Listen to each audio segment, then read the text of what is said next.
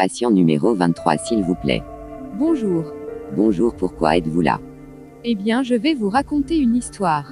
L'histoire d'une petite fille. Tard dans la nuit, après s'être levée par une secousse, la fille resta couchée au lit encore quelques secondes.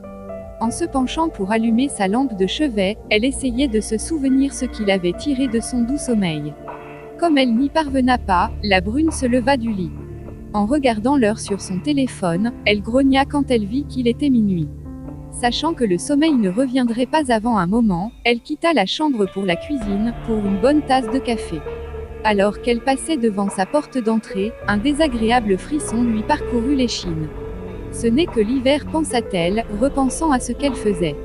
Préparer les cuillerées, l'eau et sa tasse la tinrent occupée, mais alors que le liquide bout, elle n'avait plus rien d'autre à faire. Le frisson revint et elle ne put s'empêcher de regarder vers la porte d'entrée, ça restait là sans bouger, silencieusement, comme d'ordinaire. Le verrou était toujours en place et elle ne voyait aucun mal à ça. Retournant vers son café, elle fit de son mieux pour oublier cette sensation. Sa tasse en main, elle rebroussa chemin pour la chambre. En passant devant la porte d'entrée, elle décida de jeter au moins un coup d'œil dans le judas pour se rassurer. Le frisson se faisait plus intense à mesure qu'elle approchait de la porte et s'éloignait de la chaleur sûre de la moquette. Elle pressa sa main contre la porte de métal froide, prit une grande inspiration et regarda par le judas. Au début, elle ne put voir qu'un noir d'encre qui semblait tourbillonner un peu. Quand elle cligna de surprise, le vide avait disparu. Elle aurait souhaité qu'il soit là.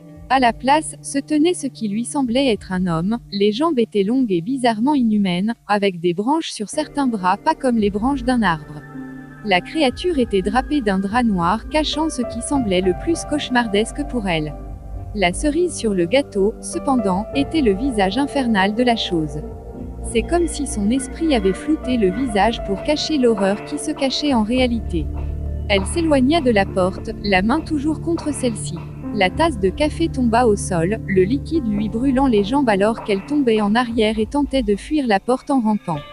Elle savait plus ou moins que son mental ne lui jouait pas des tours. Alors qu'elle fuyait la porte, elle regarda et tendit l'oreille pour surveiller ce qui se passait à la porte. La fille était partagée entre le besoin de fuir et celui de ne pas se retrouver dos à la porte. Quand la porte se déverrouilla, le besoin de fuir l'emporta mais elle glissa sur le café brûlant en tentant de courir dans sa chambre.